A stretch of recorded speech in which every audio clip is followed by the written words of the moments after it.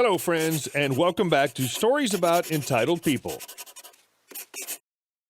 Our first story is about some well-known person who just wants to make their own and other people's lives miserable. But before we begin, don't forget to subscribe to our channel if you're new here and turn on notifications so you don't miss a new video every single day. Here we go. Karen gets mad at the way I bag her clothes.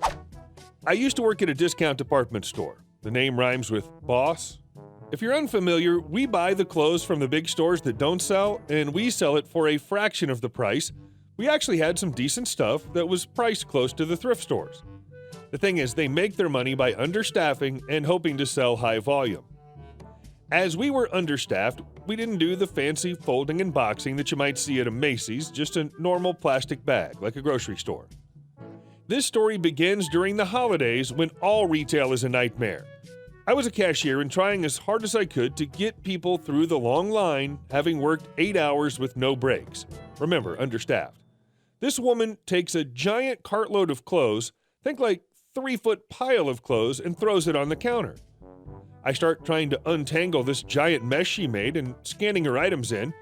When I ask if they found everything all right, she cuts me off and says, "Can we hurry this up? I've got important things to take care of, and I don't have all day to be here." Now it was 10:30 p.m., 22:30 for you across the pond, on a Tuesday, so I can't imagine what big-time event she was planning at being at. Then she looks down and practically screams, "What the F, you oaf? You're going to ruin everything. Take everything out of the bag and feed them nice." Now a couple of things here. I'm a big dude. At the time, I was 19 and only working there because I lost my college football scholarship for the D-line due to injury. Think 6'4", 330 pounds, and could run the 40 in 5 flat, so not a flabby 330. Also, when I put the clothes in the bag, I was a bit nicer than my coworkers. I tended to do the half-loose fold and set them in the bag. Nothing fancy, but trying not to seem aggressive. Again, big dude, so it's easy for people to assume aggressive. I was completely thrown off when she yelled. At this point, I dealt with annoying people, but not a full Karen. I've generally always been able to keep composure, so I took a breath and calmly told her, "I'm sorry, ma'am, but we don't do folding here. That tends to be more of a Macy's thing. I'm trying to be respectful of your purchase, though, I promise." Still unhappy, she then utters the song of her people. "I want to talk to your manager. I don't like your attitude." Luckily, I had my favorite shift manager on duty that night who I had to call over, which sucked with this giant line of people backing up. She came over and told the lady the same thing, that we don't fold clothes and we try to be careful. Karen then wants my job for ruining her clothes and a discount for having to deal with this crap. My manager just tells her she doesn't see anything wrong, but she'll go over to CCTV later. Her way of getting rid of them. I then give her the total and she pays, complaining the whole time. She then takes the bags and dumps them back on the counter, looks right at me, and starts folding her clothes neatly, one by one. At this point, I was done. I was so tired and annoyed, but there was nothing I could do. She just stood there and folded each thing. Remember, she had a 3-foot pile worth of clothes. After 10 minutes of my manager and I trying to get her to leave and her not letting us touch her clothes, without her slapping our hands away and yelling at other customers who tried working around her, she was done and left. Here comes the petty revenge. Emphasis on the petty. About a week later, she comes in again with another slightly smaller pile of clothes. She plops her clothes down and says, "I hope you learn to fold clothes." This automatically puts me on edge. I look at her, take her stuff, scan it all through, and shove it all in one bag as one giant mass and set it on the counter. This time she grabs it and calls me a few choice words and leaves. I then send a message to all my coworkers about her and that they should do the same. A few weeks later, and I see her go through another line, and my coworker shoves all her stuff in a bag. This kept up every time she came in, and every time I'd see her get huffy and walk off. I know it's not some big amazing payoff, but to know that every time she came in, she'd leave annoyed with her bagging. She still yelled at us all for anything and everything, but we always had that nice little F you as she left. And our second story. DMV customer wants employee fired. In my early career as a public servant, I managed a section of the Department of Motor Vehicles, DMV.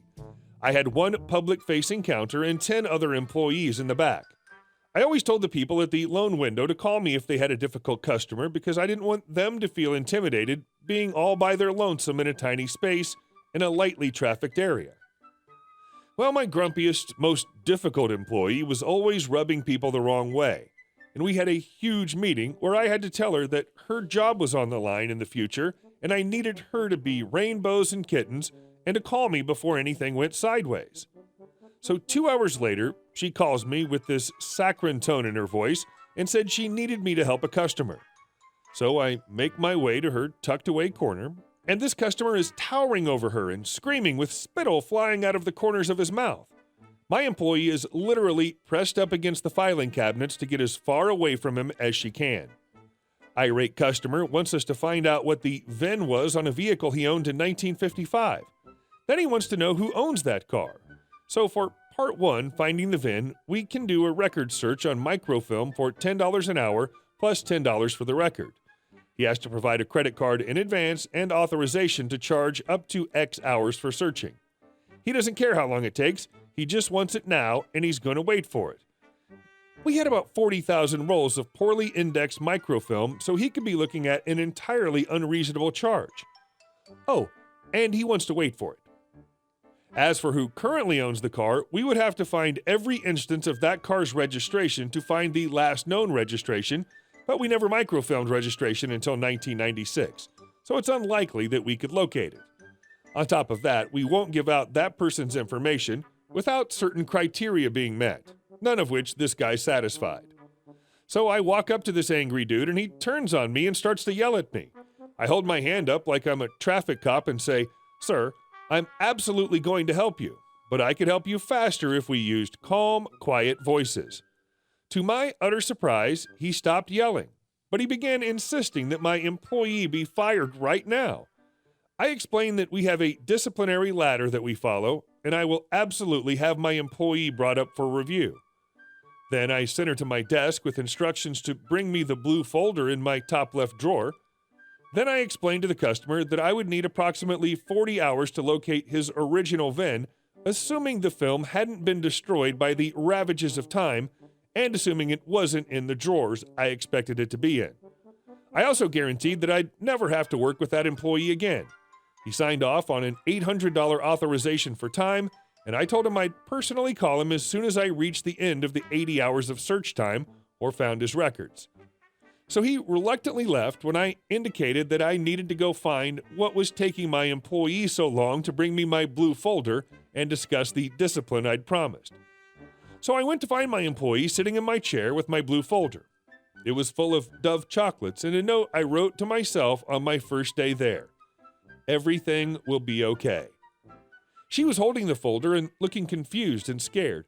She knew she was about to get fired after that a-hole customer, but I reached over, grabbed a piece of chocolate, told her to help herself, and plopped down in my guest chair. She started to apologize, and I held my hand up again. I reiterated that we had just discussed my expectations that morning. She was to call me immediately if she had any inkling that someone was going to be upset with her, which she did. She didn't engage, just called me and waited, which was exactly what she was supposed to do. I told her I had to write her up for following directions completely and document that her performance had improved immediately after our discussion and that I recommended an early end to her performance improvement plan.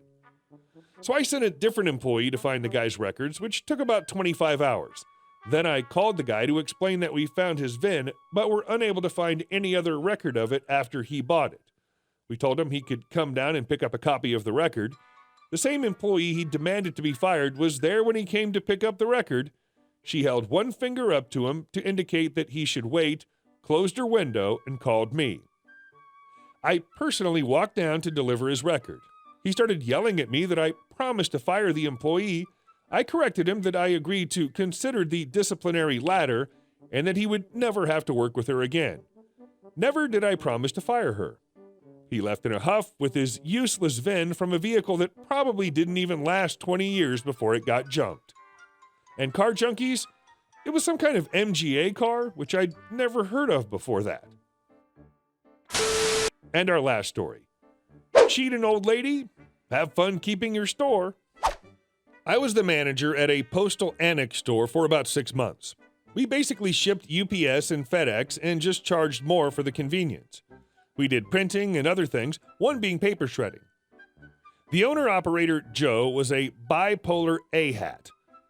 I'm not just saying bipolar just 'cause. Joe would fly off the handle at the most random stuff and be super nice later that day. Tough to work with. This was in a super rich community, and Joe would sometimes edit the amount the postage said on the computer. It would automatically add 30% to what the postage actually was, and add $10 to it, and pocket the money so he didn't have to pay royalties to the franchise. It was wrong, but we were already charging more. Wrong, but it didn't bother me a ton. One day, this nice old lady, not super rich from what I could tell, came in with a paper bag of sensitive mail that she wanted shredded. He puts it on the scale, it comes up 4.5 pounds, and he says, "Okay, 6.5 pounds at $4 a pound," and rings her up. He turned around, and there I was standing. I walked away, and nothing was said. The next week, a customer offered me a job, and I took it on the spot. Gave my 2 weeks' notice that day. After my last day, I called the franchise office and had to talk to them about Joe's business practices, and specifically ripping off the nice old lady. They came down hard on Joe, went through all his books, and found a bunch of income he didn't report, and royalties were due. They sued, and he was forced to sell the place. On top of all that, I was the only one that could completely work a computer, so his printing business also ground to a very fast halt. Hey guys, thank you all for watching the video. I'll see you in the next one.